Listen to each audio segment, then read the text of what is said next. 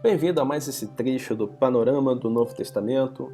Aqui nós estamos abordando os Evangelhos, abordando a cronologia dos fatos, estamos dentro dos fatos relacionados ao ministério da Galileia e agora a gente vai abordar uma pequena passagem acerca do Sermão do Monte. Então vamos lá. Quando a gente fala do Sermão do Monte, a gente tem que entender que o Sermão do Monte está refletindo a natureza do reino de Deus. Ele está indicando como seus cidadãos interagem com o reino e o que nós temos que esperar daqueles que são chamados a entrar no reino. Então, a gente vê o tempo todo dizendo que, olha, o reino de Deus não é comida nem bebida, mas justiça, alegria e paz no Espírito Santo. Então, o Sermão do Monte ele vai trabalhar isso.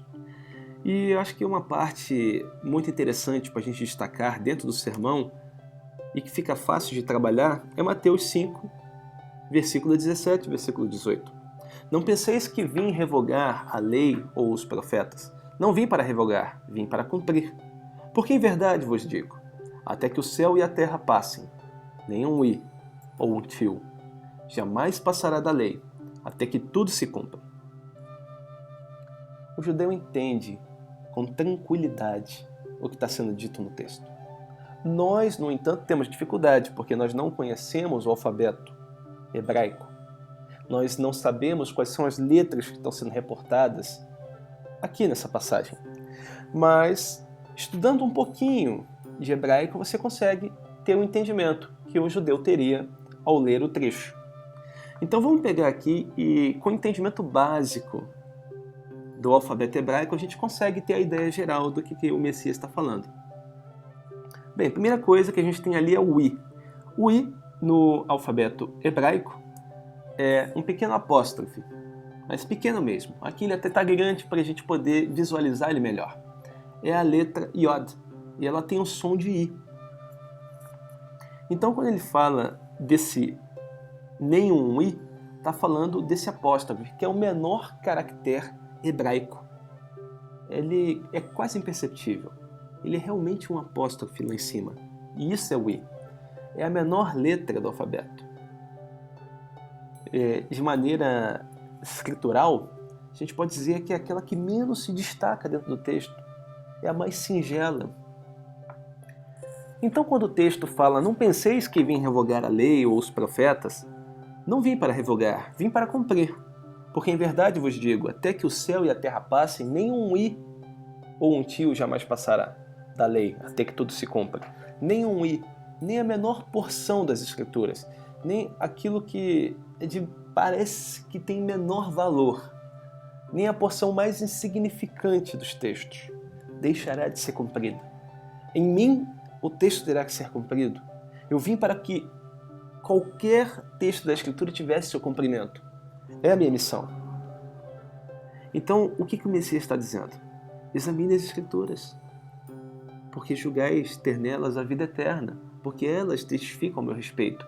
Peguem as Escrituras e verifiquem se tudo aquilo que as Escrituras falaram acerca do Messias está se cumprindo na minha pessoa. Tudo, até a menor das porções, a mais insignificante, até aquela profecia que parece um tanto quanto apagada na história. Verifique se ela também não se cumpre na minha pessoa. Mas ele não fala só do I, ele fala do tio também. Mas para explicar o que é o tio, eu vou precisar utilizar duas letras do alfabeto hebraico. Então, eu vou trabalhar com o Resh, que tem som de R, e vou trabalhar com o Dalet, que tem som de D. São esses dois caracteres. São bem parecidos. Mas quando nós olhamos eles um pouquinho mais de perto, nós verificamos que ele tem um detalhe, tem alguma coisa que o diferencia um do outro. Quando a gente olha para o Dalet, a gente vai ver que ele tem esse espinho, que se chama Kotz. Kotz é a palavra original que está lá, que a gente traduziu para tio. As duas letras são bem parecidas. Agora imagina que se por um pequeno momento eu ignore o Kotz, eu não escrevo o caractere da forma apropriada. Então aquela letra que era um D vai passar a ser um R. Então imagine eu tentando falar que, olha, Duna, e na realidade quando alguém olha para o texto leruna. É uma outra letra, é um outro significado. Eu alterei o texto. Então, Jesus está falando que todas as porções das Escrituras se cumprirão, até a menor delas. E nem o Kots será esquecido. Não vai ser alterado. Ele não vai ter que alterar o sentido do texto para fazer com que o texto se cumpra. Ele não vai ter que, por exemplo, transformar um D num R, excluindo o Kots, o tio. O tio ele é importante, o Kots ele é importante. E se a letra tem o Kots, ela tem que ser lida com o Kots.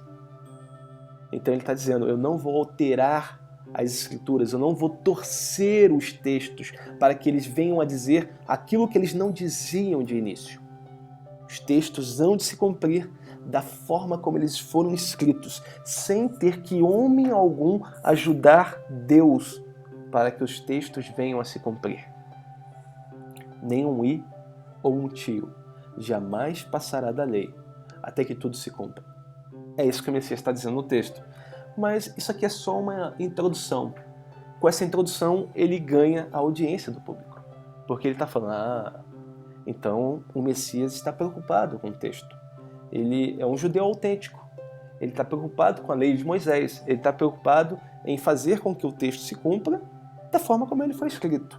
E não fazer com que o texto seja alterado ou omitindo fatos que não beneficiem a identificação dele como Messias. Não, ele não está preocupado com isso. Ele está preocupado em identificar na Escritura toda, do início ao fim, que ela fala a respeito dele. Está preocupado que toda a Escritura se cumpra. Está preocupado que os textos sejam unidos da forma correta. E não da forma como fulano acha melhor interpretar o texto. E a partir daí ele começa a trabalhar o texto.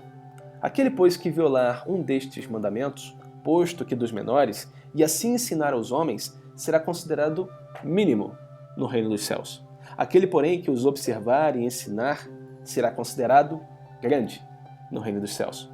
Bem, as pessoas já estavam gostando de Jesus porque ele era fiel às Escrituras. E agora estavam gostando mais ainda, porque se a pessoa tivesse violado um mandamento, o menor que fosse, e ainda tivesse ensinado outros homens de forma errada, fazendo com que esses homens viessem a errar também, esse homem vai ser mínimo. Mas vai ser mínimo aonde? No reino dos céus. Ele vai estar lá, ele está junto do Messias. Para isso, para o povo, é motivo de alívio. Mesmo que eu não consiga cumprir todos os mandamentos, estatutos e ordenanças, mesmo que eu acabe ensinando alguma coisa errada, eu ainda posso estar no reino? Não tem nada que daria mais alegria a esse homem do que ouvir isso. Mas ele não para por aí, ele fala, olha, aquele porém que observar e ensinar, esse será considerado grande. E olha, se você fizer tudo isso, você não vai ser o mínimo, mas você vai ser alguém de prestígio, alguém de valor. Isso com certeza chamou a atenção deles. O reino estava aberto a todos, todos poderiam se chegar. Mas o problema é que o texto não termina aí. E o Messias tinha o costume de cativar o povo e fazer com que o povo prestasse bem atenção para ele poder entrar com a mensagem mais importante. E é o que ele faz nesse texto. Porque vos digo que, se a vossa justiça não exceder em muito a dos escribas e fariseus, jamais entrareis no reino dos céus. Bem, primeiro ele cativa o povo e agora ele joga um balde de água fria. Simplesmente porque o povo olha para os escribas e olha para os fariseus e eles enxergam nesses homens a autoridade máxima de tudo que está escrito. Os homens que buscam cumprir com fidelidade, os homens que interpretam o que está escrito e ninguém os questiona. Os homens que detêm todo o poder e toda forma de analisar e compreender as Escrituras. Os homens que buscam cumprir diariamente os preceitos de Moisés. Mas aqui Jesus joga um balde de água fria em todos eles, porque eles falam, olha, se a vossa justiça não excederem muito aqueles que vocês têm como líderes, Aqueles que vocês olham e falam, esse aqui é o farol?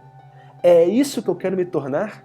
Se a sua justiça não for muito superior, mas muito superior a desses homens, jamais entrareis no reino dos céus.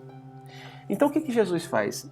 Ele indica que existe um nível de justiça humana que o homem consegue chegar e, por esforço próprio, por mérito, ele consegue alcançar.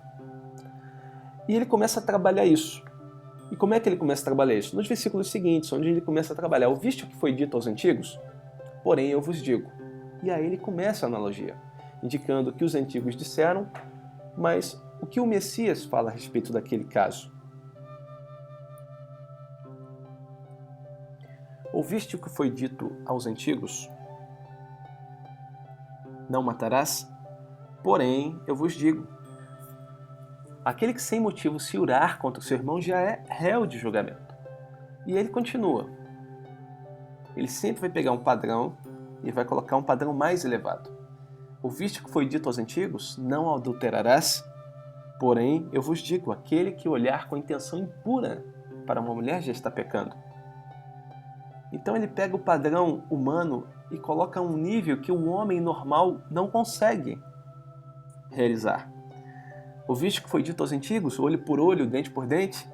Porém eu vos digo, aquele que te ferir a face direita, volta-lhe também a outra. Ouviste o que foi dito aos antigos, amarás o teu próximo e odiarás o teu inimigo? Porém, eu vos digo, amai vossos inimigos e orai por aqueles que vos perseguem.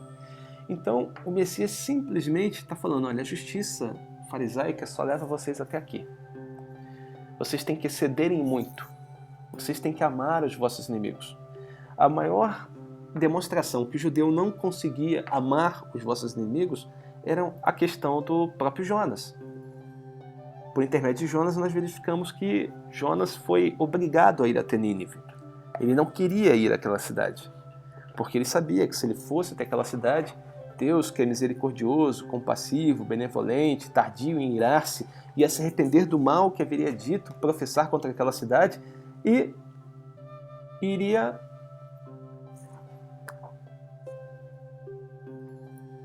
absolvê-los da culpa. E Jonas não queria ir por causa disso, ele deixa isso claro nos textos. E Jonas representa a própria nação de Israel não indo ao mundo gentio, levando a salvação aos gentios. Esse é o nosso Deus e ele é só nosso. Então, isso aqui é a maior dificuldade para o judeu. Então, aqui era a expressão máxima de que o judeu não conseguia ir além. Existia um nível que o judeu não alcançava. Então, ele pega e fala que a justiça, o nível da justiça proferida pelo Messias, é um nível superior a que os próprios judeus eram capazes de alcançar por mérito próprio. Então, o homem natural não consegue se salvar sozinho. É necessário que o homem nasça de novo. É necessário que o homem se refaça pela ação do Espírito. Então, alguém que realmente é capaz de cumprir com isso tem que habitar o homem e tem que ensiná-lo a se portar dessa forma. Alguém que é capaz de ensinar sobre o pecado, sobre a justiça e sobre o juízo de Deus. E esse alguém é o Espírito Santo. Então esse texto todo do Sermão do Monte está tratando a respeito da característica daqueles que são os cidadãos do reino. E os cidadãos do reino têm que ter a presença do Espírito Santo habitando neles. E assim a gente termina esse trecho que vai falar um pouco do Evangelho do Reino de Deus, um pouco daquilo que está previsto no Sermão do Monte, e a gente passa, na próxima aula, a tratar sobre os sinais da vinda do Messias. Então existiam sinais na época que identificavam quem era o Messias. Sinais que o Messias tinha que fazer porque a tradição judaica identificava que o homem que fizesse tais sinais era o Filho de Deus, era o Messias, era o descendente da tribo de Judá. Então isso daqui a gente vai ver na próxima aula.